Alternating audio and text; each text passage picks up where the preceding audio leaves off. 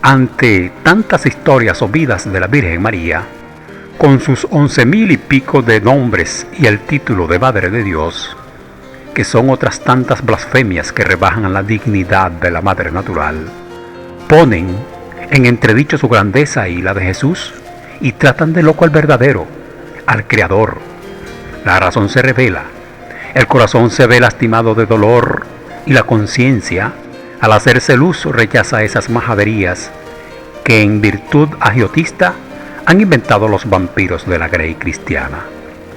Sin embargo, aún hay que darles gracias por haber dicho tantas inverosimilitudes, porque han adelantado la hora de la verdad, pero son reos de abuso y de lesa deidad, y la generación presente les dará a su pago con significativo desprecio.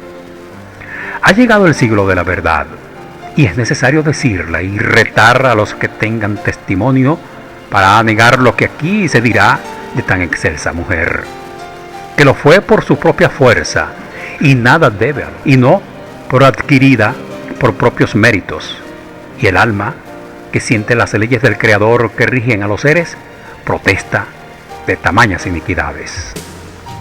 El espíritu celoso de la gloria del Creador, y que en su individualidad sabe que todo lo ha hecho bien, cuando ha hecho fuerzas suficientes para aclarar a la que endiosaron, en detrimento de su misma grandeza, e hicieron objeto de adoración, que solo el Creador merece y solo Él debe atribuírsele.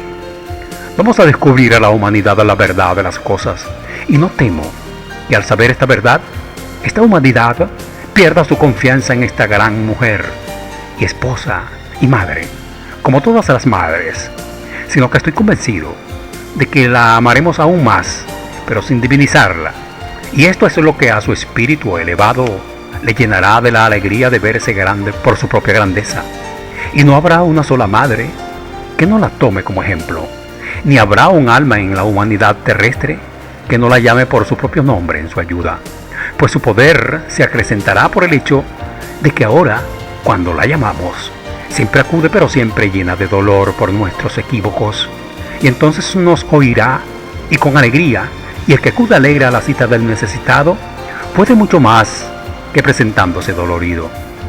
Aceptemos pues a María como madre de la humanidad, redimida por sus hijos con Jesús en cuanto estos sembraron las semillas de redención, pero aceptémosla en su verdadera grandeza, siendo madre fecunda de 7 hijos y madre adoptiva de otros 5 más, que su esposo José llévole como regalo de boda. Sí, madre querida, es hora de que mis hermanos te conozcan grande en toda tu grandeza, y las madres copien en sus almas tu grandeza de madre. Este es mi propósito y mi juramento, y a cumplirlo voy.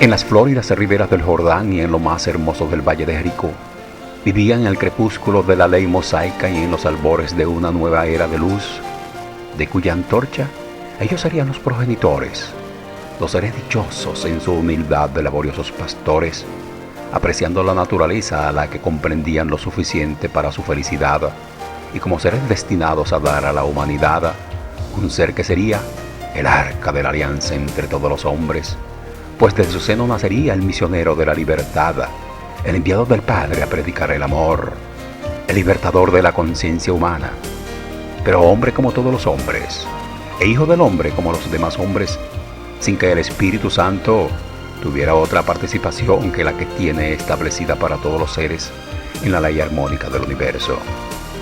Aquellos seres son Joaquín y Ana.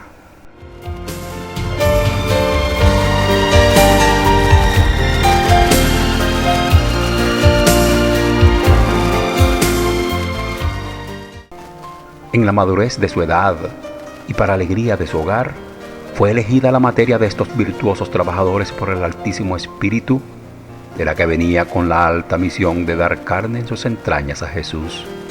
Espíritu de alta misión, que hasta entonces había venido a la tierra en su carácter de amor y rebeldía, y necesitaba, para esto, que la materia que había de amamantarlo fuera lo más perfecta posible y de la raza adámica, para que justamente estuviera en esa materia la fortaleza y la virtud en su más alto grado. En el mes de Tiseri del año adámico de 3743, Ana se sintió madre, y Joaquín era un elevado espíritu y poseía facultades medianímicas. Fue intuido por los espíritus de luz y le fue revelado por estos lo que se les confiaba. Lo mismo que sucede hoy en muchísimos casos con nuestros médiums. Y como Joaquín y Ana eran espíritus ya redimidos por su misma fuerza y a través de muchas reencarnaciones, sabían adorar en el fondo de sus conciencias a la causa de todo bien. Amaban al Creador sin temerle y a sus semejantes como a sí mismos. Fácil es comprender la alegría de aquel justo varón y de aquella virtuosa mujer al saber por los hermanos mayores la distinción con que eran investidos por los consejos del Padre Común y el cuidado que tendrían en preparar a recibir en su hogar aquella niña, que luego sería cantada por el universo llamándola Rosa de Jericó.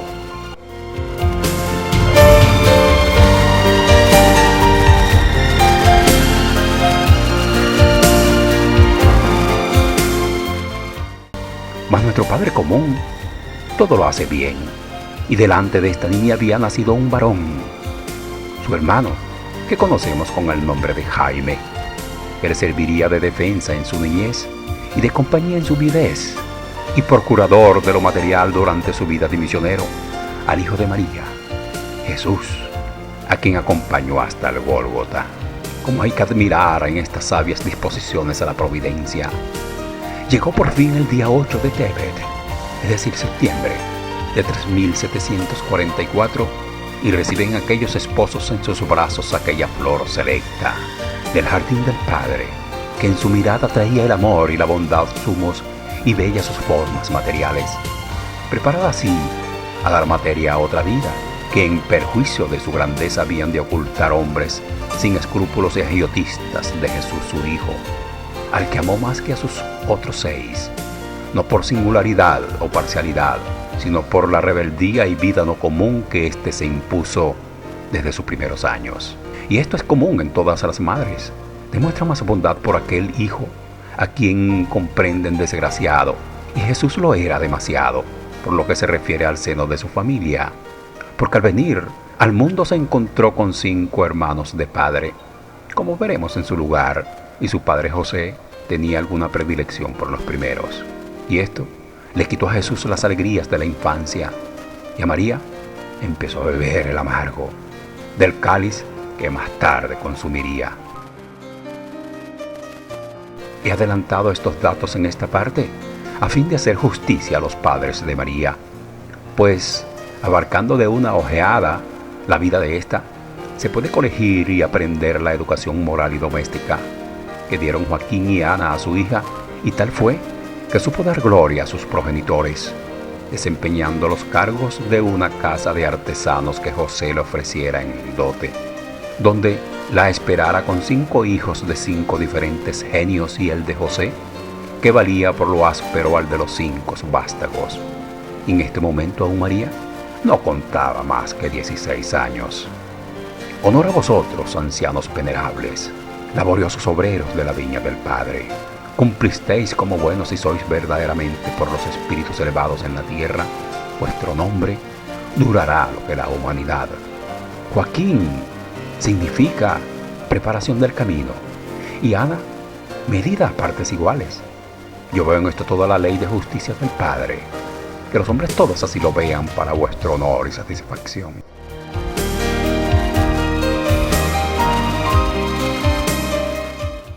En el año 3744 de Adán, el día 8 de Tebet, correspondiente al actual 8 de septiembre, nacía una niña robusta y hermosa, de color trigueño y cabello castaño, con cara y ojos que resumían toda la belleza y entonces no igualada, ni aún hoy, de las mujeres árabes, siendo aquella niña un adorno más al ya muy bello valle de Jericó y su histórica ciudad de la tribu de Benjamín. Corrió su infancia como la de todas las niñas y la de todos los hijos del Creador. Nada anormal podían notar sus amiguitas o parientes, salvo su precoz inteligencia y su hermosura, unida a un carácter varonil acompañado de una ternura que hacían un gran contraste. Sus venerables padres, en cambio, sabían lo que tenían, porque ambos eran espíritus luchadores y de luz, y por su elevación habían conquistado facultades medianímicas y vivían en la ley del Padre, con sus cuerpos en la tierra desempeñando el trabajo a que habían venido y sus espíritus en el centro de la luz, saturándose del santo amor y la justicia, en donde recibían la revelación de lo que se les había confiado. En prueba del conocimiento que estos venturosos padres tenían de su misión, inserto una de las coplas que el anciano cantaba arrullando a la bella niña y luego a ella con su hermanito Jaime. Dice así: Blanca cordera mía, tú eres mi orgullo, tú eres mi alegría. Cuando te arrullo, ven niña ven, porque Joaquín te adora y Ana también. Quien ovejas e hijos me dio es mi padre, mas no puede ser, es el Dios de mi padre Jacob. Adorarle, hijos míos, que es Él.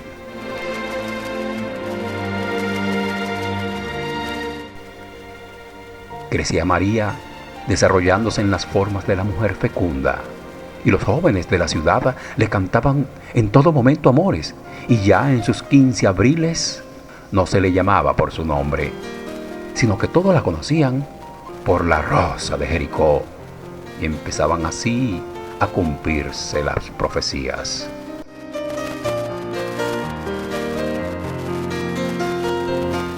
Desde los años del uso de la razón, además de servir de aya a su hermano Jaime, ayudaba a sus padres en el manejo de la casa y sus ganados y era enseñada por sus padres y sus tíos Simeón y Zacarías en los secretos de las Escrituras y en el desarrollo de sus facultades medianímicas.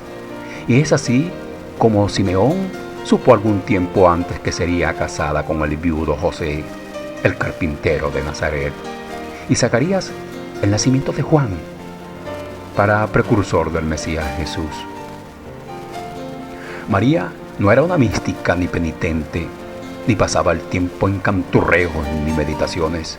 Su espíritu sabía otras cosas del verdadero Dios y estaba en todo momento en presencia del Padre común, sin dejar sus deberes de hija y de trabajos. Sabía Ana que María su hija venía a ser madre y le enseñó todas las obligaciones de tal, siendo una mujer cabal a los 16 años, que pasaron entre el aprendizaje doméstico y el desarrollo, preparándose a la gran obra que venía a terminar de la redención humana, que comenzó en Eva, como veremos en la segunda parte de esta historia. Esta es la verdad de la infancia de María, y no hay ningún acontecimiento, ni menos milagrerías ni obras extranaturales. El Creador prepara las cosas todas dentro de su ley, y no son variadas por nadie. La grandeza la conquistan los espíritus en lucha continuada, y cada uno tiene lo que se ha ganado. El Padre no regala nada con parcialidad, ni bienes ni males, pero se complace en la grandeza de sus hijos porque éstos entienden su ley y revela las virtudes de los mayores que han de realizar obra en beneficio de todos, para que los beneficiados estén sabedores y no aleguen ignorancia. Y esto es propio de un padre, para estimular a los otros hijos a que imiten al virtuoso y no le regala nada, aunque lo parezca, porque el buen hijo esté satisfecho y aparece por sobre los otros hermanos. Lo que hay es que el deber cumplido de grandeza y majestad y el cumplimiento del deber de tacañería y cohíbe la majestad, llevando consigo la vergüenza para presentarnos ante nuestro Padre, el que se ve dolorido por el alejamiento de sus malos hijos y se ve precisado a cantar los actos de los buenos, y estos, para amenguar la pena y dolor del Padre, van hacia los que se alejan con la autoridad que les da el deber cumplido. Y como esto aún les da mayor majestad, cree el desobediente que el Padre tiene parcialidad. Pero cuando el amor del hermano da un paso de acercamiento y puede entender su equívoco y abraza al hermano, y en esa posición los encuentra el Padre y abraza a los dos y los bendice.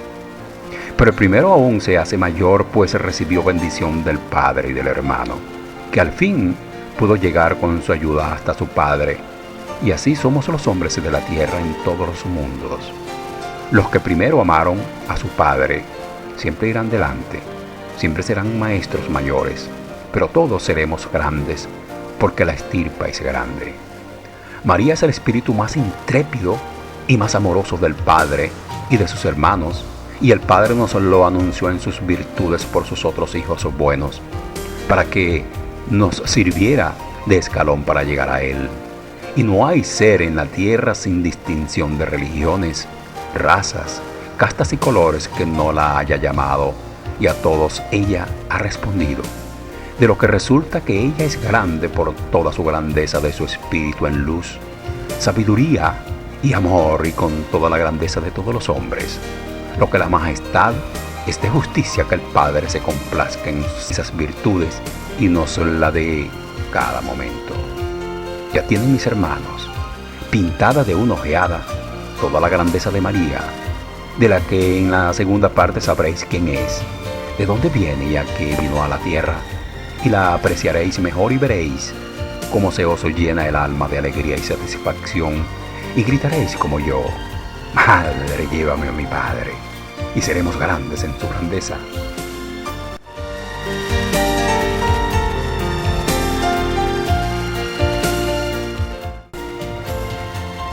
Dicho aquí como convenía la verdad sobre la grandeza y majestad de María, en esta parte sobre su infancia seguiremos la misma verdad sucinta de los actos de su vida y quedarán deshechos tantos errores como han imbuido los prevaricadores de la ley divina, y María puesta en su justo lugar.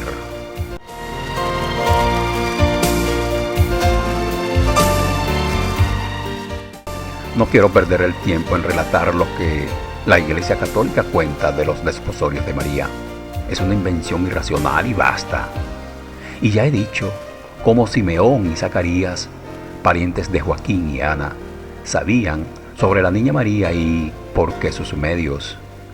Viudo José de Débora, con quien había tenido 5 hijos e hijas en Nazaret, donde ejercía el oficio de carpintero en una casa no miserable, sino cómoda para aquellos tiempos, para lo que bastará decir que tenía espacioso jardín. Sabía también este obrero del arte, porque también era versado en lo que llamaron doctrinas secretas, que no son otra cosa que el estudio de las leyes divinas y naturales.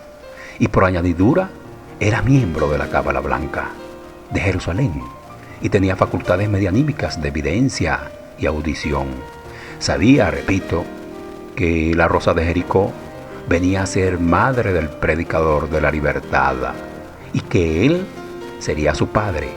Y así llegó hasta Jericó por mediación de Simeón y convinieron en entregarle al carpintero la Bella María. En cumplimiento de las predicciones que sabían, y se celebraron las bodas trasladándose a Nazaret, en donde le esperaba el cumplimiento de sus deberes de esposa y madre, de ya numerosa familia y de grandes exigencias, para la que en años era aún una niña. Si María no hubiese sido educada en los manejos de una casa, si hubiera pasado los años en canturreos y vida mística, como nos lo ha pintado la explotadora de sus virtudes y grandeza, podría cumplir la tan pesada carga de arreglar la casa de un artesano con 5 hijos, algunos de ellos ya crecidos de 12 años. Solicito aquí el juicio de las madres y mujeres hacendosas, y su contestación no puede ser otra que una gran admiración y afirmar que el tiempo falta para llegar a hacer las cosas con regularidad. Pero hay que añadir que los telares eran escasos y así las telas eran costosas, por lo que para vestir habían que hilar el lino y la lana en la casa y tejerlo, sobre todo para los vestidos exteriores. Esto no solo lo confirman aún los mismos que la han desfigurado y la han pintado hilando, y nos dicen que Jesús llevó la túnica inconsútil y que fuera tejida por su madre. Esto es cierto. Pero lo que no es cierto y en contra de la razón y la ley es que dicha túnica creciera a medida que el niño crecía. Las plantas crecen cuando están vivas con sus raíces en la tierra y la lana en la piel grasa de las ovejas, como todas las cosas que crecen en su ley. Luego, es absurda la historia de la túnica creciendo a medida que lo hacía su dueño. María, pues, trabajaba rudo y sin descanso en la corta edad de 16 años para arreglar aquella larga familia, 7 personas con ella, más alguno que otro huésped que frecuentemente llegaba, ya porque venían a Nazaret a encomendar trabajos al carpintero, ya por las costumbres y tradición de las tribus de que descendían, de las que eran fundadores en su primitividad. Como más adelante se verá, ellos, por percepción y lucidez de sus espíritus y por el conocimiento de la doctrina de amor del Creador, lo sabían y no podían dejar de dar hospedaje y auxilio a cuantos los necesitaban. María era hija del pueblo y en Jericó no fue la rosa escondida, sino la flor que adornó en los actos y fiestas del pueblo y su misma hermosura, el respeto al matrimonio virtuoso de sus padres, la alegría de su alma en las reuniones y la magnanimidad de su espíritu conquistaron el respeto y adoración de jóvenes y ancianos. La pureza de sus actos, costumbres y palabras poníanla a salvo de toda acechanza. Además que las costumbres sociales y morales de aquel final del 5.º día de la humanidad, en aquel territorio de la tribu de Benjamín, nada dejaba que desear. María era pura en su espíritu y libre de mancha original, que entre paréntesis que no existe tal mancha en la forma en que la carne le atribuye a la teología, porque la carne tiene su ley y solo la manchan los que se sustraen de la ley divina, por la que los seres toman cuerpo material para cumplimiento de sus misiones.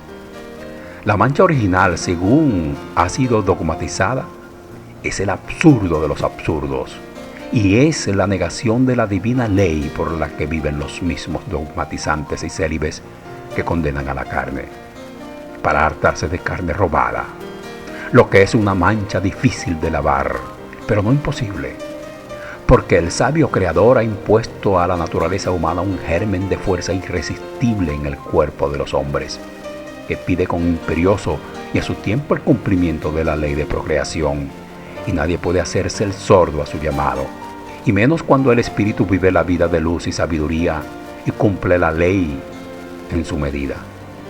Esto es la verdadera pureza, usar de la carne en medida y en cumplimiento de una ley suprema.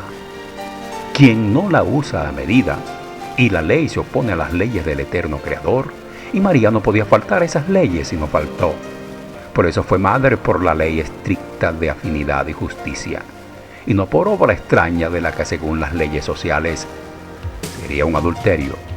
Y en este concepto la ponen sus célibes detractores, a la que quieren llevar a la virginidad, siendo madre, y la rebajan a esa condición, y a quien con el dogma hacen casto y padre putativo. Lo condenan a pasar por consentidor de su deshonra y lo rebajan a la dignidad con un doble sarcasmo, llamándolo gran patriarca. ¿Puede imaginarse mayor calumnia y maldad? José fue sí casto de corazón y puro de espíritu en el cumplimiento de la ley de procreación, y por eso fue el verdadero patriarca, y bien merece tal nombre quien engendró a 12 seres, entre hijos e hijas, 5 con Débora, que le entregó como dote y regalo de bodas a la joven María, con la que tuvo otros 7 varones y mujeres, entre ellos el primero el Mesías Jesús, y el último Jaime, apóstol de las doctrinas de aquel en España, y hoy el anticristo que escribe esta verdad. María, madre de 7 hijos por la ley de la carne y de 5 más por adopción, es pura en el más alto grado, porque cumple la ley divina del Creador, y es grande en la mayor de las grandezas, y santa en nuestro lenguaje. María virgen y madre de Dios, según el dogma católico, es la adúltera según la ley social, e impúdica según las costumbres y sentir del corazón. ¿Cómo la queréis, madre de la tierra? Oh, ya os oigo. La queréis madre en la ley como vosotras lo sois. Así la admiráis y la podéis amar e imitar. Así la podréis llamar con entera confianza de que sabe, en su espíritu, de las penas y amores de las madres. Acude vuestros llamados porque ella pasó por vuestros dolores y peligros. Llamadla así, que con el nombre de María en la ley de las madres acude llena de alegría y su poder como espíritu es tan grande como no hay otro igual en los espíritus de la humanidad terrestre. Y os lo agradece por ella, hoy como hombre, aunque desfigurado por los mismos detractores, el que fue su Jaime, que fue el último que encerró en sus entrañas y amamantó con sus fuentes de vida. Y vosotras, madres, sabéis cómo se quiere el último de vuestros hijos. Mas María, en su percepción y clarividencia, lo amaba no solo por ser el último río que de sus fuentes brotara, sino porque sabía que él era el legislador de siempre y sería el juez que su otro hijo Jesús anunciaba para juzgar a vivos y muertos. Y esto ha sido cumplido 19 siglos más tarde, cuando ha venido a ser el juez bajo el traje del obrero y con el temido nombre puesto por nuestros detractores del Anticristo, que haría el milagro único que cabe en la razón: decir la verdad y probar que el milagro no existe. No temáis, no, al Anticristo.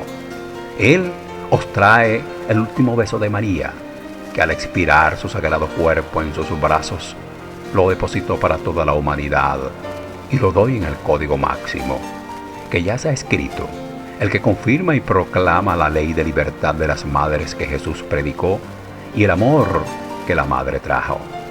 Pero yo sé lo que son las madres, y aquí os dejo aquel beso que con tanta difusión recibí, para que inspiradas por él copiéis el amor de María Madre y la llaméis con más libertad, con más confianza, porque ella pasó lo que vosotras pasáis con los hijos y hasta por los celos del esposo.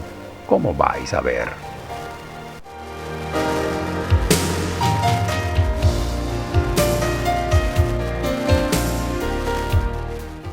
Soy el juez del Padre. Mi respeto y amor al que fue mi padre. Cuando Jaime me obligarían a tapar un defecto del hombre, pero la autoridad y el cumplimiento de mi deber de decir la verdad está por delante, y defectos y virtudes componen la historia de los hijos del Creador. Mas aquí estos defectos harán un hermoso papel en favor del hombre, a quien se ha desnaturalizado, y coronará a María en su verdadero carácter de madre en la ley general por obra de varón. Y los esposos tomarán en ello un buen consejo y aprenderán una lección aún necesaria por un poco tiempo, pues los celos desaparecerán pronto, porque el amor empieza su reinado, y en la libertad a que alcanzan las mujeres se mata el libertinaje. Ya dije que María no fue la rosa escondida y anduvo entre las hijas del pueblo en todo lo que las leyes y costumbres sociales permitían a las juventudes. María era admirada en su hermosura de espíritu y corporal belleza, y más respetada que admirada. Era como, diríamos, una niña sesentona en el pensar y en el obrar, y alegre como joven en sus sonrisas y gorgojeos. Y decidme si estas cualidades reunidas en una mujer en la primavera de su vida no atraen las miradas y hacen desear su amistad a todos cuantos la conocen y le hablan. José era viudo y maduro en años, como ya se ha dicho. Llevaba 5 hijos, y pocos meses más tarde vio a María, que había concebido, y no podía extrañarle cosa tan natural en una mujer en toda la lozanía y fuerza de su vida, que compartía el lecho con él.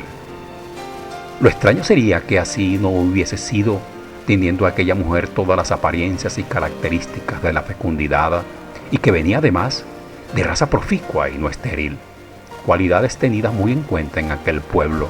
Y por añadidura, José se encontraba en la plenitud de sus fuerzas, en los años de la conciencia del hombre y seguro de no ser eunuco, pues se lo aseguraba la prole que presentó a María y que dejaría a la difunta Débora. Todas estas razones eran bastantes para que José no extrañara el embarazo de María, y si recordamos que ésta tenía demasiado que hacer en el arreglo de la casa y la atención de sus habitantes, resultándole corto el día para atender a sus deberes, llegamos a la lógica conclusión de que José no tenía motivos para celarse de su esposa. Añadamos un punto más de verdad muy interesante. José era de carácter muy fuerte y hosco, unido a un trabajo rudo, como lo es el de carpintero, en el que no vale omitir fuerzas porque la sierra y la garlopa solo cortan con la fuerza impulsora necesaria, y en razón del número de hijos que hay que vestir y alimentar con arreglo a la casa del artesano, se veía obligado a alargar el día para que no faltara lo necesario, y tenemos que convencernos que José no podía tener tiempo en celarse de María. Sucedió, sin embargo, que José tuvo celos. ¿Cómo fue? ¿Cuál es la causa? María era hermosa, joven, en la primavera de la vida, su espíritu elevadísimo, pleno de afinidades en todos los hijos de la tierra, y más en aquellos tiempos en que la raza adámica había suplantado a lo absoluto a la raza primitiva por el patriarcado de Jacob, causa por la que atraía a su alrededor las miradas, la simpatía, y deseaban todos verla, hablarla y disfrutar de su clarísima inteligencia aunada a la dulzura de sus miradas, y aún más de sus actos de amor puro y desinteresado, cosa que aún desconocen en obra, aunque la ley lo proclamaba. Era para todos estos atributos, aunque niña en años, la consejera que no yerra, y esta clarividencia contentaba en todo momento a los José, a quien no perdía de vista ni un momento, para evitar castigos a los hijos, que con sus travesuras lo exaltaban. Como María era alegre, como todo ser satisfecho en sí mismo en el cumplimiento de su deber, y su espíritu conducía a la materia inequivocadamente, amaba a todos los seres, y no negaba su palabra al pobre o al rico, al sabio o al ignorante. Y de aquí que algunas chanzonetas de algunos maliciosos motivaban los celos de José, y sabía él mismo que no podía fundamentar sus celos, mas el corazón humano tiene sus crisis, y la tuvo el de José, y se le ponía a dejar a María.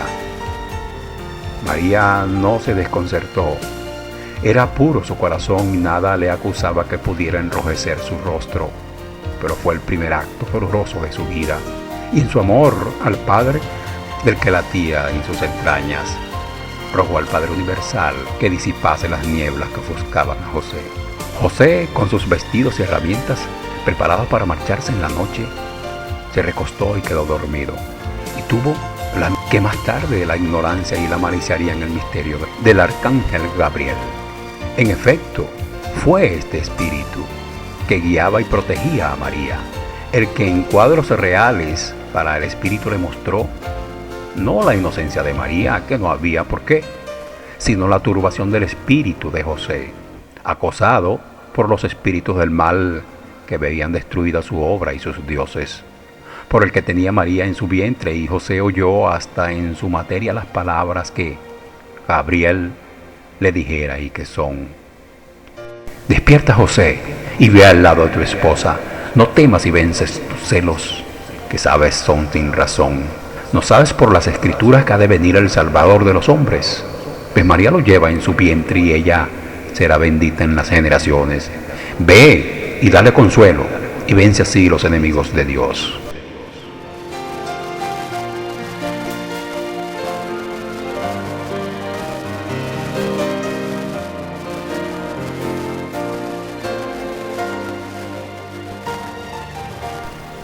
José era fuerte varón y elevado espíritu, y de gran afinidad con María desde largos siglos, y en la advertencia del ángel vio y recordó historias y promesas pasadas y hechas al Padre, y volvió al lado de su esposa, y la alegría reinó otra vez en el hogar, que el secular enemigo de los hombres interrumpió por un momento.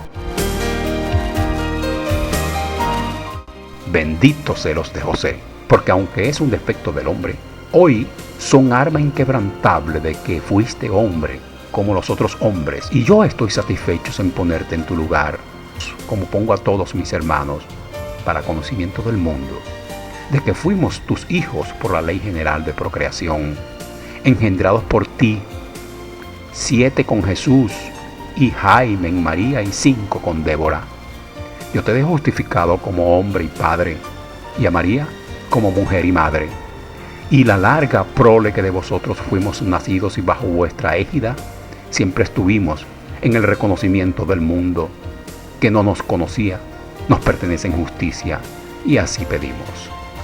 Por el comentario anterior, mirado, racional, científica y fisiológicamente quedan justificados los celos de José, que lo declaran hombre en toda la ley. Hemos visto que María no suplica a José y pide al Padre que desvanezca la ofuscación momentánea del espíritu de su compañero y progenitor, de lo que se mueve en sus entrañas. José no ofende ni maltrata a su joven esposa, ni la detiene en la calle, ni la denuncia como adúltera. Es él quien se retiraba en silencio y es comprendido en sus preparativos por María, la que se retira y llora y pide al Padre en humildad y amor, luz para su esposo y fuerza y tacto para ella. José cuenta entonces con 45 años y María poco más de 16. José cumplía todos los deberes de ciudadano, padre y esposo, y se ve atormentado un momento por los celos, disponiéndose a separarse de la niña y ya madre en sus entrañas, y acude a diferentes armas y a la petición humilde y amorosa del Creador, y triunfa sin hablar al fugitivo. Cede él y se rinde ante la visión e inspiración de algo que le habla a su conciencia y razón, y vuelve a los brazos de ella, y ninguno se recrimina. Se miran, lloran en su alegría y dan gracias al Creador y la paz de sus espíritus.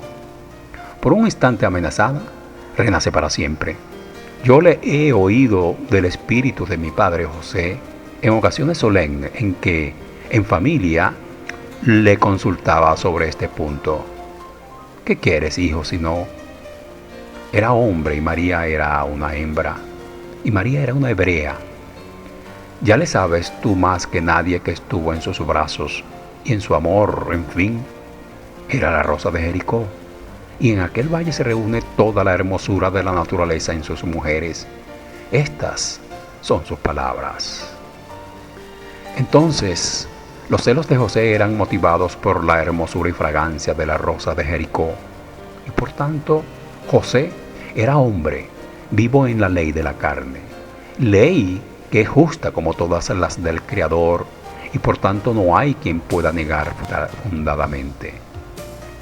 Que José no sea el padre legítimo y natural de Jesús, lo que confunde al infame misterio de la virginidad, que pone al Creador en lisa de loco y abre el camino racional de la verdad de que si Jesús nació de María por obra de José, María no es virgen en la materia, aunque sea pura en su espíritu de amor, y tampoco es adúltera, porque José era varón fuerte y temido aún como hombre, y María lo sabe, y lo sabemos sus hijos, que por no ser virgen y adúltera pudimos nacer de ella, y por José los 6 hermanos de Jesús.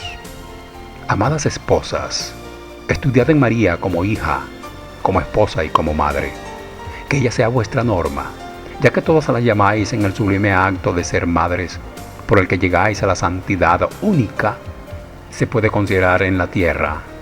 El título de madre es el único que se debe tener y respetar por santo, aunque no lo es entre paréntesis. Pero para ser santas madres, aprended a ser esposas dignas, y no necesitáis saber más que lo contenido en este estudio provocado por los celos de José, para acentuar la grandeza de María. José, son tus celos un defecto como hombre, pero te hacen más hombre y hombre entero. Y dejo a María donde le corresponde.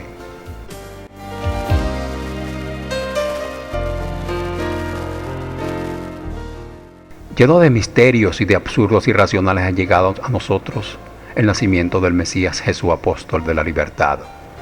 en lo que no hay de verdad ni la fecha, ya que nuestros meses no se corresponden con los de los israelitas, por lo que el nacimiento de Jesús corresponde al día 4 de diciembre y no al 25, pero como el arreglo del calendario lo señaló en esa fecha y todos lo celebraron en ese día, no hemos de hacer mayor objeción por ahora.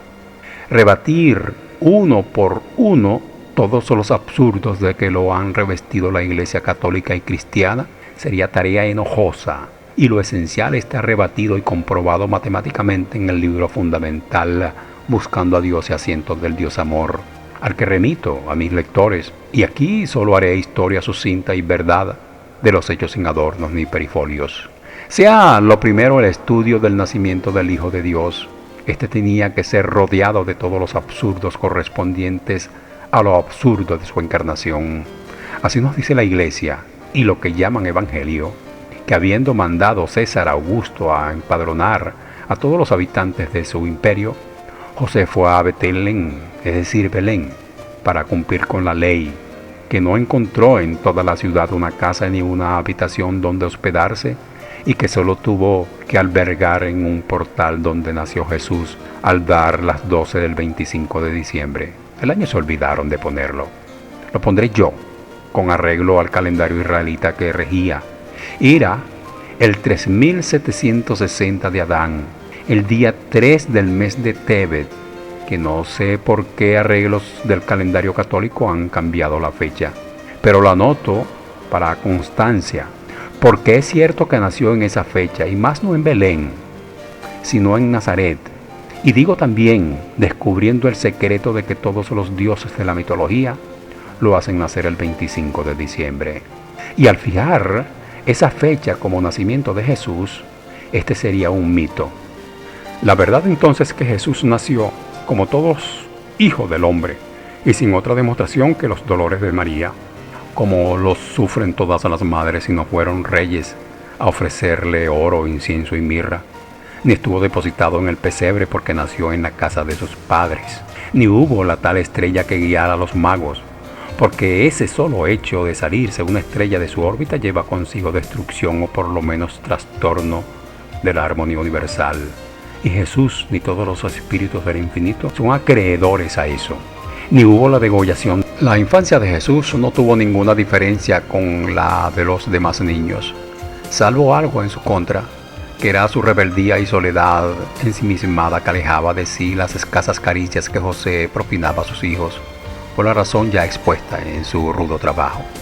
Era precoz, sí, desde que comenzó a balbucear, a tal punto que a los 8 años José no le entendía en sus tendencias, que si no se apartaban de la ley, eran penadas por la religión.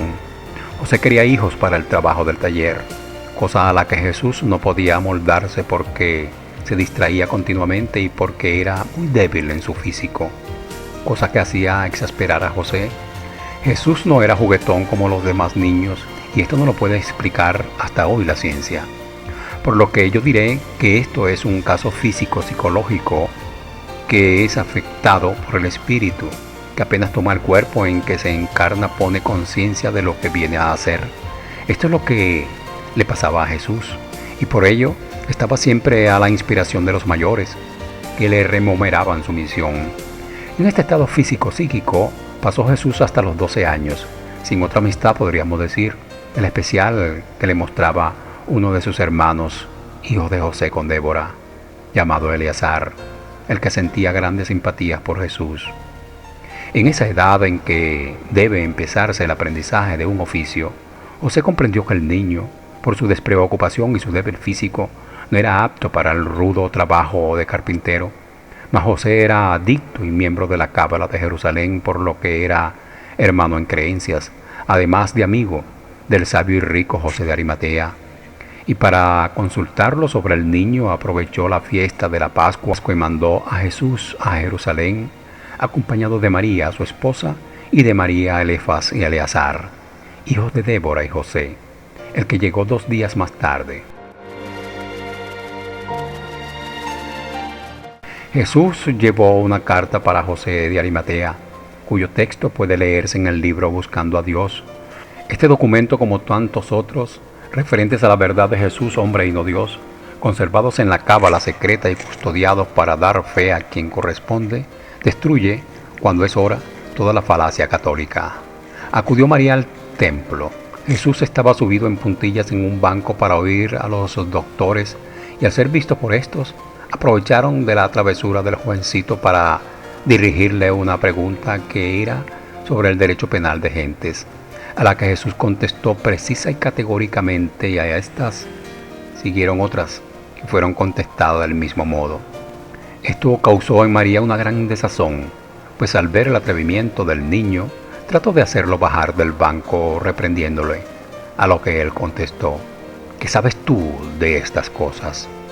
Lo que hizo llorar a la madre, pues sabía que era la manifestación de lo que ella tanto temía, y gracias a que no estuviera José, pues de seguro que se habría ganado una no codiciada caricia.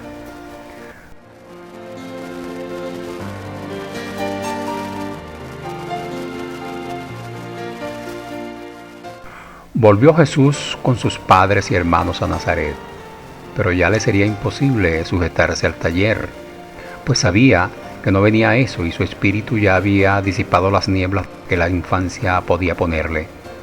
Así, a sus ruegos, por su exaltación y porque María comprendía que amargaba la vida de José, pidió también remitirlo a Jerusalén, ya que José de Arimatea lo apadrinaría, y así se desató Jesús de los lazos de la familia que lo aprisionaban.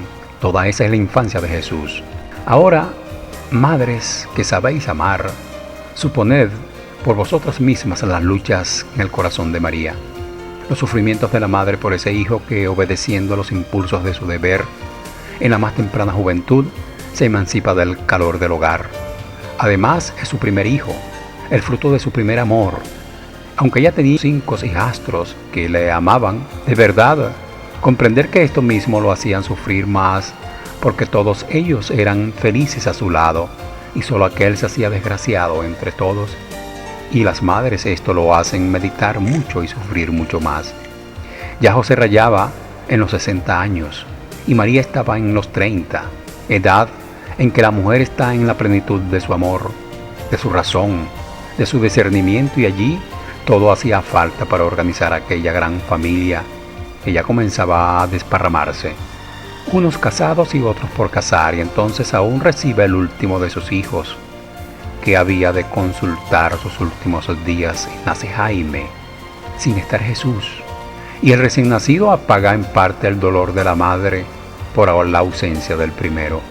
Jesús había rememorado tanto en las escrituras como en la cábala sobre la misión que tenía en la tierra, que parecía cada vez más olvidado de la familia, y no era tal olvido falta de amor, sino sacrificio de sí mismo, pues comprendía bien que no podía dejarse llevar del sentimiento familiar, y así evitaba aún en las vacaciones ir a Nazaret, para no amargarse ni amargar a María, pues todos sus hermanos se oponían a sus tendencias, y más cuando les llegaban algunas noticias de las arengas que el estudiante hacía más de una vez en el pueblo, en sus conferencias, lo que les hacía prever el fin que le esperaba.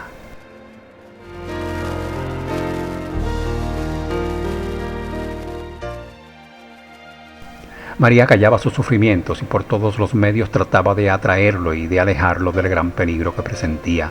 Podría traerle su vida revolucionaria, y se alegró cuando supo del amor de María de Magdala por él, a la que animaba la madre a fin de que Jesús esquivara el peligro de su vida y le habría de traer.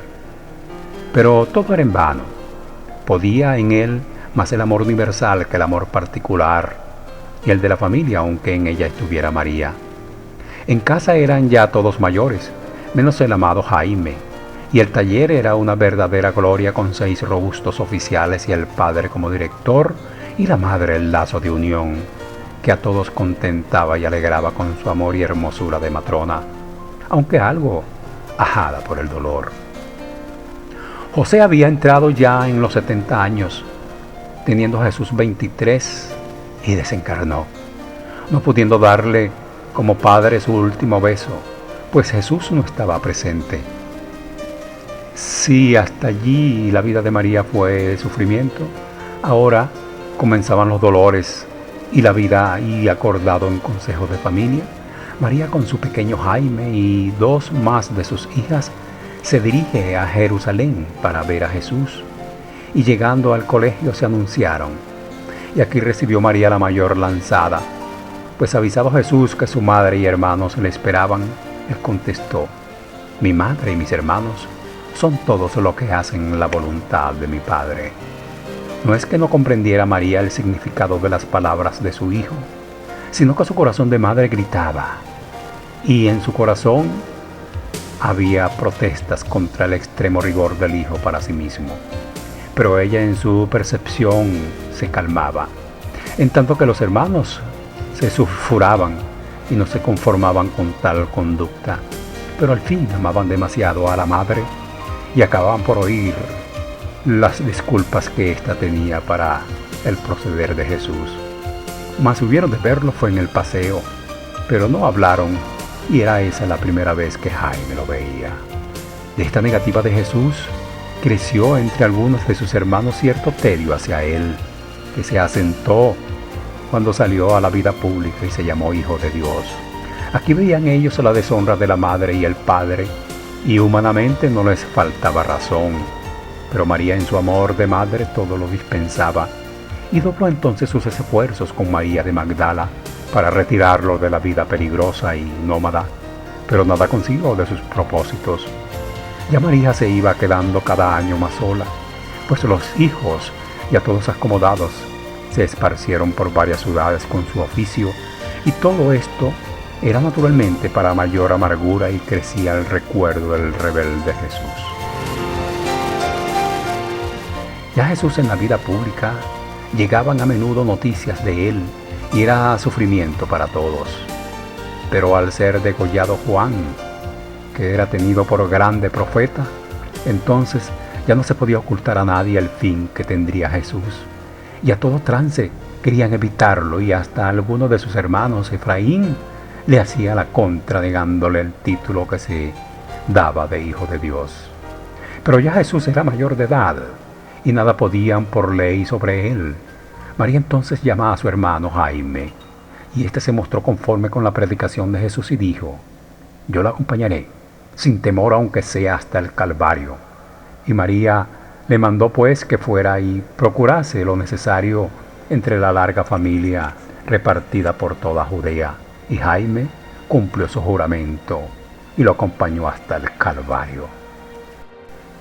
Después de la muerte de Juan, fue Jesús a Nazaret, y fue mal recibido por sus hermanos, pero él solo oía la voz de su deber, y casi es esta la primera vez que recibe María una satisfacción de Jesús, pero no accede a sus ruegos de dejar esa clase de vida penosa y expuesta, y menos entonces, ya que le siguen algunos discípulos.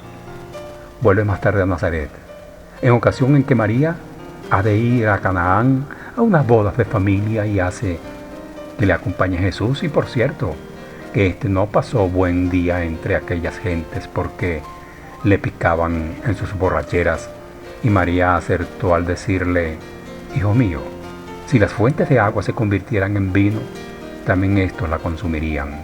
Mas no hubo allí ningún milagro de convertir el agua en vino, ni otra clase de milagros, ni haberlos puede, ni Jesús los hizo. Volviéronse a Nazaret, y Jesús siguió con sus predicaciones. Aún otra vez vuelve Jesús a Nazaret, tanto por ruego del tío Jaime para consolar a María, como por ir suavizando la tirantez de sus hermanos. Y aquí fue aún recriminado porque no ayudaba a la madre, y fue requerido por Efraín para que ayudara. Entonces Jesús llevó a su madre a un rincón apartado del jardín, y le declaró que sus días se acercaban, y que debía confirmar sus doctrinas aunque hubiera de recibir la muerte. Ha comprendido entonces todo María, y se conformó en su dolor, pero le dijo: ya que tienes vocación y fe, llévate a tu hermano menor, es joven y está sin padre, llévalo y edúcalo tú. Accedió Jesús y llevó a Jaime consigo, teniendo solo 20 años. Aquí ya no son María ni Jesús los que obraban, sino la justicia divina, porque Jesús y María ignoraban quién era aquel imberbe, pero no lo ignoraban sus espíritus a los que obedecían, y así es como María, viendo ya todo lo imposible de retirar a Jesús del peligro, aunque hace el sacrificio de su otro hijo, y así se plega ella de lleno a la obra de Jesús.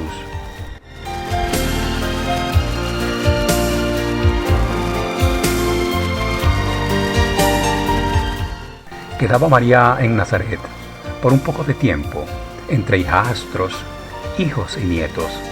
Jesús y Jaime, por razón de la vida que el uno llevaba y el otro comprendía, renunciaban a sus derechos de herencia, lo que calmó un tanto a los otros hermanos y aumentó, si cabe, el amor de sus hermanos, que amaban con toda su alma a Jesús por su obra y a Jaime por ser el pequeño de la casa. Mas María se amaba a todos, tenía una singularidad por los dos que se lanzaban a la obra de regenerar al mundo. Al primero por ser el primer fruto de su amor y por los sufrimientos que le ocasionaba con su rebeldía, pero que todo en su corazón de madre tenía disculpa porque su espíritu ya la dejaba entrever la causa de todo aquello de lo que justamente María era causa primera. Y al segundo por ser su consuelo durante la infancia, ya que era el último racimo de la fuerte y proficua cepa de José, y estos amores singulares y fundamentales fisiológicamente que las madres comprenden, no la dejarían estar mucho tiempo entre la familia de Nazaret. Tenía además larga parentela en toda Judea y en Galilea, por donde Jesús predicaba, y los que nunca llegaron a Jesús los recursos, y María era todos y deseada, y ella, que solo con el cuerpo vivía en Nazaret, se dispone para ir al lado de sus hijos y de su hermano Jaime. Aún pensaba María, que estando ella cerca de la Magdala, que amaba sin igual a Jesús, quizás podría influir en Jesús para unirlos y formar hogar, y así evitar la vida fatigosa de sus hijos. Pero es aquí que le llega la noticia de que en Jerusalén ha sido decretada la muerte de Jesús. Y aunque éste la esquivó saliéndose de Judea, corrió María y se fue a Betania, y allí le prohibió Jesús el seguirlo de cerca, pues ya no se le ocultaba a él que por mucho que esquivara no había de poder resistir mucho tiempo el fuego que lo animaba, y trataba con esto de evitar a su madre mayores sufrimientos. Mas ¿cómo dejarlo? No solo por Jesús, sino por el joven Jaime. Madres que amáis, recogeros un poco dentro de vuestros sentimientos y amores, y ved qué luchas y qué dolores nos sentirán en el corazón de madre. Pero estaban también María de Magdala y María Cleofás, aparte de la mujer samaritana, la Verónica y otras que, aunque fuese a escondidas, lo seguían, y más de una vez lo agasajaron. Y en estas mujeres encontró la madre la ayuda y la compañía para andar cerca de Jesús, ya que Jaime lo tenía mucho más en sus brazos, y por él sabía todas las cosas de Jesús. La samaritana, pobre Teresa, pobre antigua Iris, estaba ya como sirvienta, ya como institutriz en una granja del gobernador, que ya lo era Pilatos. Ella abrió camino libre allí a María y sus compañeras y hermanas, y allí descansaba la madre algún rato, y así seguía a sus hijos, siempre de cerca, y eran queridos en aquella casa en la que se ocultaban bajo la forma del hombre de luz, la potencia y la sabiduría de todo el plano primero. ¡Oh! ¿Esta declaración a dónde me lleva? ¿A qué región me remonta? ¿Qué historia me recuerda que aún me hace llorar hoy? Pero diré en toda su sencillez la verdad, aunque en el código quedó ya asentada. Sí, Pilato era el espíritu de verdad, al que ya había anunciado Jesús para este tiempo, como él mismo se lo mandara en los consejos del Padre, y de aquí nacía la afinidad para la madre de Jesús en aquella casa, por lo que también aquella mujer de Samaria y otras encontraban siempre la puerta abierta, cuando se salían para ir a oír a Jesús en sus predicaciones, de lo que luego imponían al gobernador, y él podía apreciar el alcance de las doctrinas. Por fin se decide Jesús a entregarse, porque en verdad le habían estrechado en círculo de hierro los sacerdotes y no el poder civil, que lo amparaba en la ley, pero era supeditado a la influencia del sacerdote, que jamás perdona. Es entonces que la María entra y sale de aquella casa y es confortada en espíritu, aunque con el cuerpo consumido y demacrada por el sufrimiento. ¿Quién podría ver en aquel cuerpo a un joven pero marchito y escuálido la bella rosa de Jericó? Solo estaba allí el aroma, la esencia de su fragancia. Pobre madre mía, cómo te ha consumido el amor.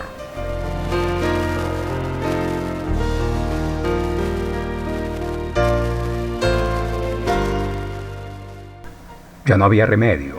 Jesús había dicho que había llegado su hora y la madre se resigna, pues sabe que es el amor de la humanidad primero que el amor propio, pero trata hasta el último momento de evitar la muerte de su hijo, porque sabe que no es la sangre ni el patíbulo el que redime, sino las doctrinas de amor y libertad predicadas, las que habría que sostener y defender después para no perder la obra del mártir, del odio sacerdotal. Hay aquí que decir ahora un punto muy grave acaecido antes del sacrificio. María se retira a Betania, de donde sale con las mujeres a Jerusalén para celebrar las Pascuas en la casa de un amigo de Getsemaní. La samaritana, que seguía siempre de cerca todo lo que a Jesús se refería, en sus pesquisas sigue a uno de los discípulos de Jesús y le ve internarse en el monte cerca de una fuente. Y allí llegan otros hombres, y oye ella por sus propios oídos cómo conciertan la venta y entrega de Jesús, y corre afligida y desolada a participarlo todo al gobernador. Y pronto Jesús fue sabedor, por lo que adelantó 2 días la comida de Pascua, pues corría el peligro de no poder celebrarla y no poder dar a sus discípulos las últimas palabras e instrucciones. Jesús no debía dejarse sorprender en casa de sus amigos, y para no comprometerlos, y celebrada la comida de Pascua y dicho a los suyos sus últimas palabras, se salió al monte de los Olivos, sobre pretexto de disfrutar del crepúsculo vespertino. Pero en realidad, de verdad, era que Jesús se encontraba afligido por la cercano de su hora, y más porque allí estaba la pobre madre, que solo sufrir había hecho por él. Y así se marchó y oró para fortalecerse, y fue el momento de su entrega. Jaime corrió entonces como loco hacia su madre. Había que intentar todo para salvarlo, y pasaron amarga noche, entre peticiones y marchas. Mas todo era inútil. El poder civil era supeditado a los sacerdotes, los que solo aviantaron al pueblo prejuiciado. Se consiguió lo que constituye la mayor protesta y probar la inocencia de Jesús. Y es que el Sanedrín que existía no se hizo parte dimitiendo, uno de cuyos miembros era José de Arimatea. Más que le importa a los sacerdotes la injusticia, se compuso otro cuerpo, y a pesar de que Pilatos declarara inocente a Jesús, el populacho agitado por los sacerdotes pedía la muerte de Jesús. Pilatos estaba decidido a levantar las armas, pero había retirado a Jesús a su secretaría y allí le dijo: si aún tienes confianza en tu triunfo, sal por esa puerta. A lo que Jesús contestó: si tú me libras a mí, te arrasarán a ti, y ya no tengo por qué esquivar la injusticia de los sacerdotes. ¿Qué más podría hacer Pilatos? ¿Para qué levantar las armas si el acusado no quería libertarse? Además, no sufría detrimento el poder civil, porque la ley romana era plebiscitaria, y allí el pueblo pedía la muerte del inocente. Pilatos cumplió con alta justicia la ley, y porque la cumplió fue también víctima muy pronto de los sacerdotes, por el solo hecho de haber declarado inocente a Jesús, y el pontífice influyó y consiguió que el Senado romano el destierro de Poncio. Y esto nos confirma, como todo estudio hecho sobre los sacerdotes, que estos jamás perdonan. Cuando ya todo fue inútil, María con Jaime, algunos otros de sus discípulos y las mujeres se retiraron al cenáculo, y en su momento de postración de la madre quedó cuidada por Cleofás y Magdala. Jaime y Juan corrieron a la ciudad. Ya el espectáculo era terrible. La comitiva se encaminaba al Calvario y ellos le siguieron partidos por su dolor, viendo clavarlo y levantarlo en alto y colocado el infame INRI, momento en el cual Jaime, poniendo la mano sobre la piedra en la que había salpicado la sangre de su hermano, juró al Padre destruir al Cristo y levantar la ignominia de su hermano. María, en su letargo de tanto sufrimiento, tenía terribles visiones de la realidad de los hechos que nadie podía ocultarle. Y José de Arimatea y Nicodemo fueron para consolarla, pero rompiendo el círculo se puso el manto y bajo la ciudad, recorriendo la misma vía, y llegó al Calvario seguida por las otras dos Marías, donde estaban Jaime, Pedro y Juan. No es de relatar la escena, me duele este instante, y son pasados 19 siglos. Tan intenso momento, al tener que tomar en mis brazos a mi madre, que asida a la cruz aún amargada de los últimos instantes de mi hermano.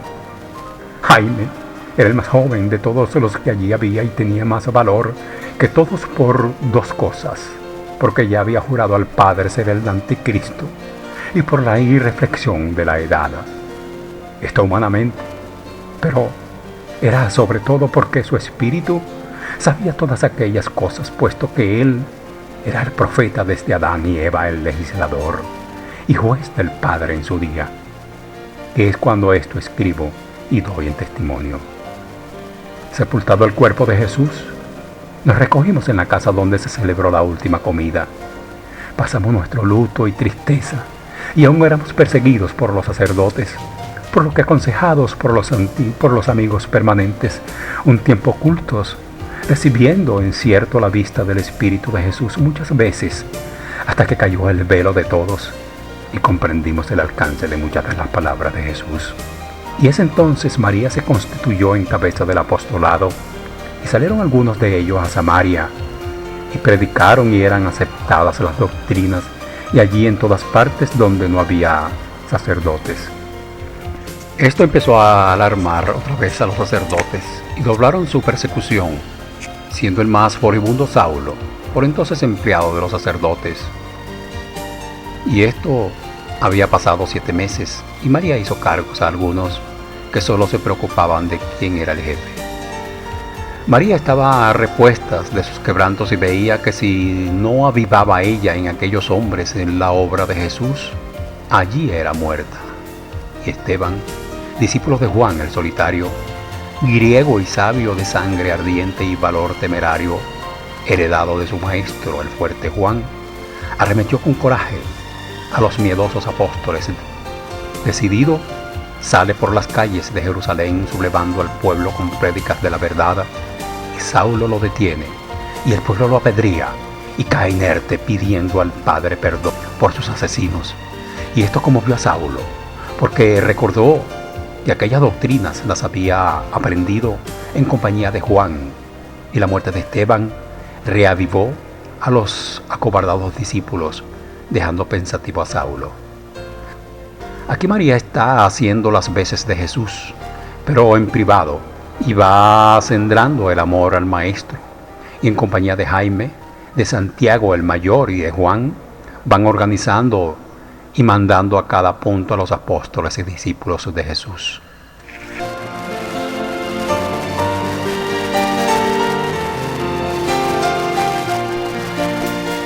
Con la muerte de Esteban, aún se horrorizaron más algunos de los escogidos como apóstoles, entre ellos Pedro, que procuraba ahuyentar de sí las sospechas por lo que acudía al templo, y esta pusilanimidad dañaba muchísimo las doctrinas de libertad que había oído de Jesús, lo que originaba discusiones porque además era celoso de creerse el primero y el acertado por ser el más viejo.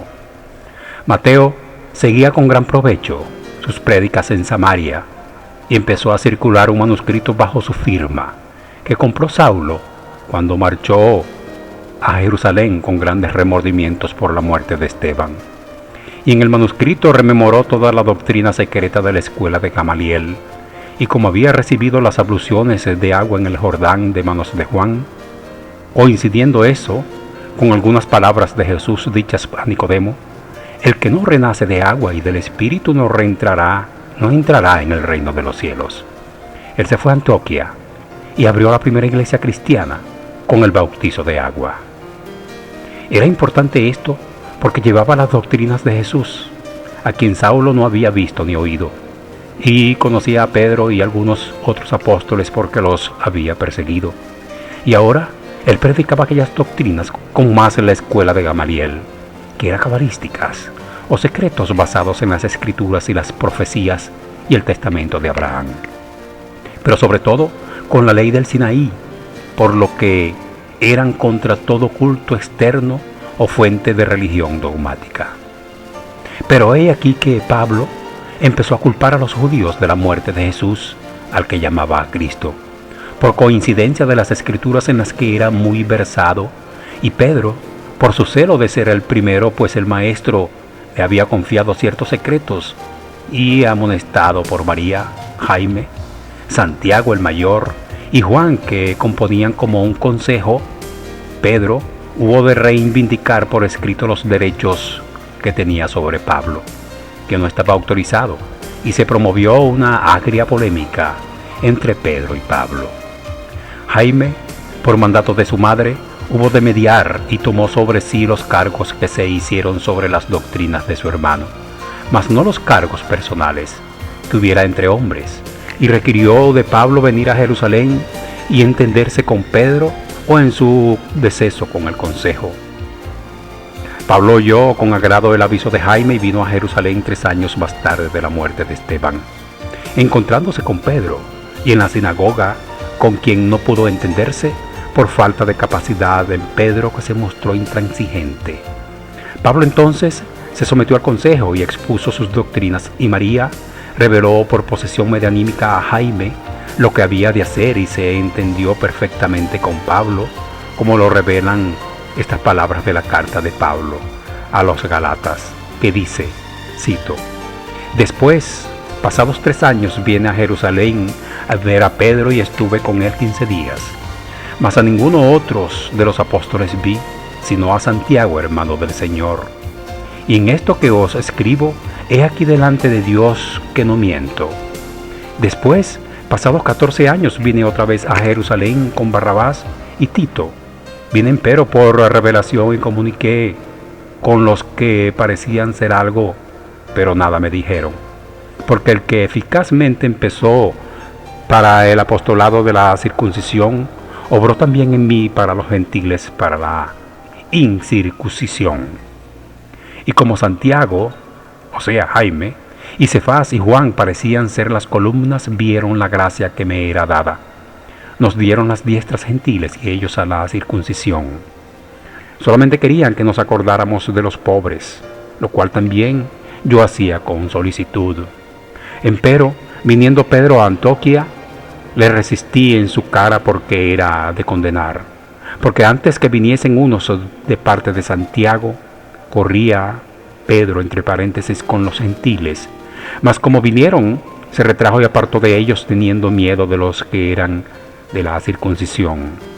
Mas como yo vi que no andaba derechamente conforme a la verdad del Evangelio, dije a Pedro delante de todos: si tú, siendo judío, vives con un gentil y no como judío, ¿por qué constriñes a los gentiles a judaizar? Esto es lo que dice Pablo para justificarse públicamente entre los Gálatas, y los anoto solo para fortalecer la verdad de que María era el único apóstol de su Hijo Jesús, que Jaime llevaba la carga dirigido por ella y le ayudaban pocos, aunque todos tuvieron celos por Jesús, pero que no se quería que lo tuvieran por él, sino por la doctrina, y eso no lo entendían apenas más que Juan y Santiago, el mayor, entre paréntesis Cefas, pero que éste lo dejamos al frente de Jerusalén siendo muerto pronto, y Juan marchó a su destino como todos, debiendo todos comunicarse con Jaime, que pasaba a España, donde los israelitas eran mayores en número. Pedro y Pablo siguieron litigando siempre y al fin los dos llegaron a Roma para dirimir sus cuestiones, y de ahí nacería la iglesia de los desaciertos, que ni es apostólica ni es de Jesús, sino de la discordia que se afianzaría dos siglos más tarde, cuando no existían los apóstoles ni los discípulos de los apóstoles. Pedro y Pablo eran cada cual más testarudo, pero tenía Pablo más razón que Pedro, pues sostenía una doctrina más liberal y entendió bien que eran a salvo circuncisos en el bien del amor, que es lo que Jaime le comunicara por la revelación medianímica a María, por lo que Pablo reconoció a Jaime y lo oía siempre y no hacia Pedro, pero era que Pedro era muy celoso de la gloria de Jesús y luchaba contra Pablo por el Cristo. Pero no sabían ni Pedro ni Pablo que era la hora de dar vuelta al dragón, lo que obligó al Espíritu de verdad a revelar el Apocalipsis, y Juan lo comunicó a las 7 iglesias de Oriente como lo fue mandado. María ha cumplido ya con su deber de apóstol de su Hijo, distribuyendo a los apóstoles por toda la tierra, hasta en la India, donde fue Javier, y pasando Jaime a España, ella se marchó a Samaria, donde vivía Efraín, su otro hijo.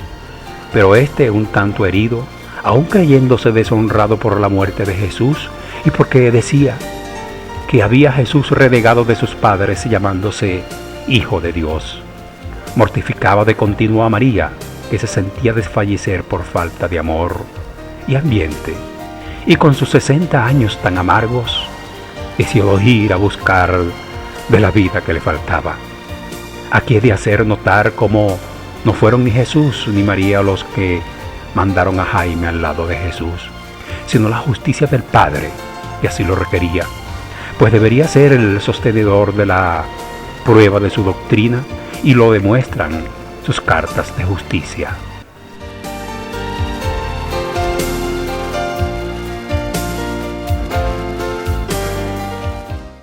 No es que María no pudiera encontrar buena acogida o bienestar en casa de Efraín o de cualquiera de sus otros hijos, aunque ella nunca podría estar alegre después de tantas luchas y sufrimientos morales y materiales, sino que era apóstol de verdad y de la verdad, y su puesto lo proclamaba y aclamaba y amaba la causa del Padre, y por esto donde estaba la lucha de la causa, allí vivía su espíritu, y su corazón y la justicia divina, que sabe endurecer los corazones cuando conviene a sus designios, endureció el de Efraín, para que se decidiera la anciana madre a dejar todo y correr hacia su Jaime, y alegrarlo y alegrarse ella en sus brazos, y juntos trabajar y dirigir la obra de la regeneración.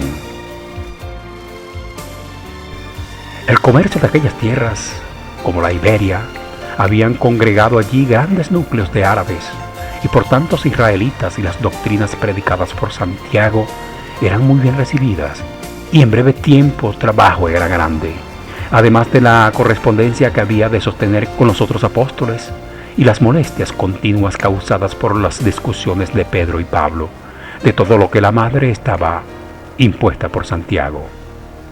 Había fijado su centro en Salduba, lo que hoy se considera Zaragoza, porque sus habitantes eran de la raza y porque era cabeza de 52 ciudades y centro de la cultura en lo que cabía. Ya tenía organizado Santiago un ejército de discípulos, y el amor y la comunidad reinaban hasta tal punto que nadie creía tener nada suyo cuando recibe aviso de la decisión de su madre de ir con él. Santiago preparó las cosas desde Zaragoza, por los gobernadores que lo amaban y respetaban, y al desembarcar en Tortosa ya era recibida por amantes creyentes de la doctrina de Jesús, que al pisar la tierra hispana, Santiago la vio en visión grandiosa, en la forma de una estrella de 6 puntas, que es la de Jacob, y para su descanso le preparó una casita en las riberas del Ebro, y donde él instruía y juzgaba a sus creyentes. Anunciaba la llegada de la madre del mártir del Gólgota, y las madres zaragozanas esperaban aún con más afán que Santiago, y he aquí el memorable día 2 de enero, a los 19 años de la muerte de Jesús, Estando Santiago predicando en aquellas riberas, y en lo más fervoroso de su exposición, llega la viejecita y cae en los brazos de su Jaime, y largos ratos, confundidos en estrecho abrazo, hicieron que las lágrimas de todos bañaran aquellas tierras.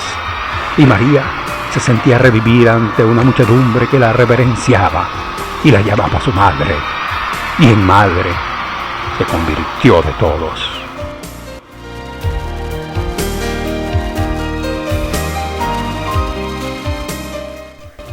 Una promesa hizo en aquella efusión y no la puede olvidar ni la deja de cumplir. Ante tanto amor que se le ofrecía, ante el desvelo de aquellas mujeres para que nada le faltara y le fuese a ser posible, tan agradable la vida allí cuanto de amarga le fuera en la de sus martirios, les prometió que allí estaría hasta el fin de los siglos. No lo dijo solo en Zaragoza, sino por toda España, y allí está su espíritu protegiéndola y su cuerpo enriqueciéndola. Aquel cuerpo que sirvió de arca al Mesías de la libertad y anunciador del día de la verdad, y que hoy aquel cuerpo sepultado por su Hijo está oculto. El día llegará de exponerlo a la vista del mundo, y le acompañarán dos más. ¿Cuándo? El designio de la justicia lo sabe, y yo espero su orden. Esperad también vosotros, y sabréis, María, la promesa, con todo su cabello blanco, pero con más energías que cualquier mujer de 30 años, ya por el amor de su Hijo, ya por el cariño y veneración de aquellas gentes que libres de sacerdotes eran sencillas y observantes de la nueva doctrina, y por lo tanto libres y alegres, cuanto honrados y trabajadores, hacían las delicias de María, que era incansable en acudir a todas las aflicciones de las madres. Ella se multiplicaba y se rejuvenecía ante los progresos de la doctrina de la libertad, y no hacía falta el apóstol en aquella metrópoli más que para organizar las 52 ciudades que le eran sujetas, y así Santiago podía correr y recorrer toda España, y aún María muchas veces le acompañó y recorrió la Navarra y la Andalucía, donde dejó recuerdos que de sus mujeres no se pueden borrar. En todas partes ella triunfaba con solo su amor. Las madres se veían tan honradas en oír sus consejos que corrían de pueblo a pueblo para oírla y verla, y esto facilitaba toda la obra de Santiago. Ella les enseñaba a ser madres, tomándoles sus hijos y acunándolos por sus manos y con su amor, que a ellos les comunicaba, y aquel amor y aquellas enseñanzas perduran a través de los siglos. Y todas las madres son buenas, pero no iguala ninguna hoy a la Madre de España. Pero hoy llega el amor predicado y enseñado entonces a aquellas madres, y todas seréis al mismo tenor y sentimiento. No os ofendáis, madres amantes, de que os haya dicho que no igualan las otras a las madres de España. No tenéis culpa, las demás sois buenas madres, pero si no igualáis a aquellas, es porque no tuvisteis la dicha de vuestras antecesoras que oyeron el consejo de María, y aquellas les culpa. Por ello el enemigo de las madres, porque lo es de la humanidad, la religión desastrosa que nació de la discordia de Pedro y Pablo, no pudo invadir hasta muy tarde, hasta el siglo XV, entre paréntesis, el suelo español, y para eso hubo de asolarlo por la Inquisición, en tanto que los demás países en el siglo III ya eran cebadero de los sacerdotes de la Iglesia Católica Romana. España tenía religión, sí, porque era eso común, pues aún no era función de la ley de amor que se sembrara en tiempo los apóstoles y María. Pero hoy sí, hoy ya llegáis todas las madres de la tierra bajo el beso de María y con la ley de amor por baluarte y la comuna por régimen. Seréis madres por la ley de amor, lo que quiere, y como María lo fue y enseñó a las madres españolas para dejar el recuerdo de su paso.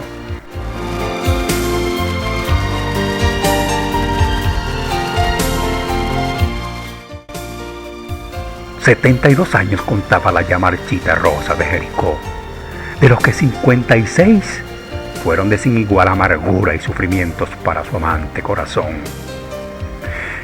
Estaba ya bien sembrada la semilla del amor y la libertad que trajo el que encerró en sus entrañas el incomprensible cuando niño y el rebelde desde la adultez, Jesús, que obedecía a su espíritu y a la ley y mandato que traía, por lo que se emancipó de la familia, causa del dolor de la madre.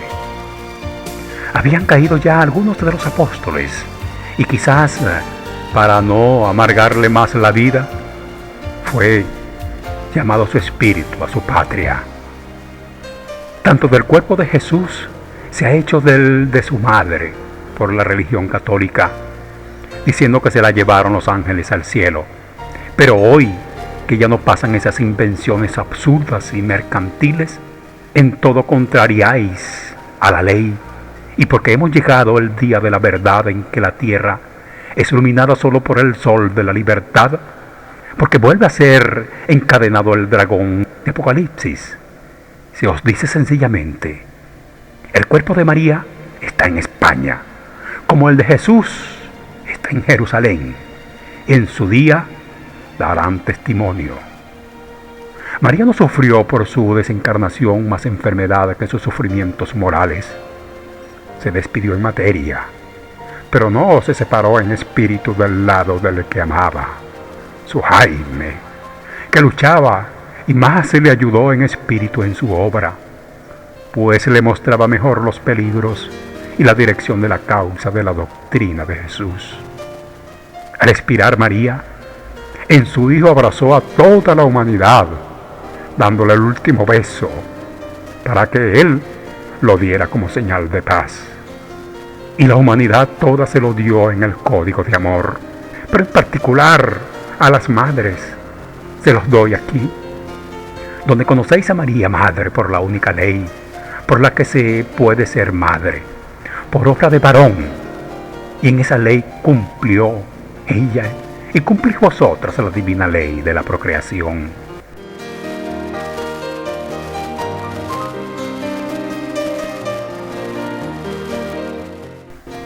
María, siendo madre por la ley general, es grande y fuera de ella sería un mito y una deshonra, y pone en tela de juicio al Creador del universo. María, siendo madre, por obra y gracia del Espíritu Santo, no podría comprender los dolores del matriarcado, ni tendría ningún mérito en su maternidad, porque los méritos se ganan y no se reciben de gracia. Es María madre natural de sus hijos, y no es madre de Dios, pues por sobre ser el Creador impersonal, tampoco hace acepción entre ninguno de los espíritus de sus hijos, y son tan hijos suyos los que llamáis demonios como los que tenéis por ángeles. María fue una mujer cabal en la ley de la materia, igual a todas las mujeres, y de esto precisamente nace su grandeza como mujer y como madre, porque supo ser madre, que no basta serlo sino saber serlo, porque madres lo son hasta las bestias. Pero de ser madre a saber serlo hay una distancia muy grande, y para saber ser madre hay que saber ser digna mujer y buena esposa, y para todo esto se requiere amor, amor, amor, porque solo amor todo lo ennoblece, todo lo iguala y todo lo vence.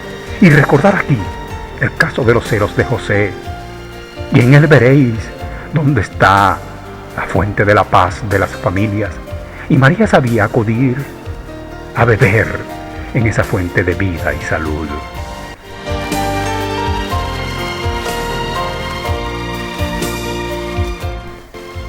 Os he presentado a María como mujer y madre en la ley general, y no de otro modo se puede ser mujer y madre, ni de otra manera se puede saber las debilidades y virtudes del sexo, los sufrimientos y goces de las madres, las penalidades y méritos de la esposa, y tampoco de otro modo puede elevarse el espíritu ni cumplir su misión en los mundos.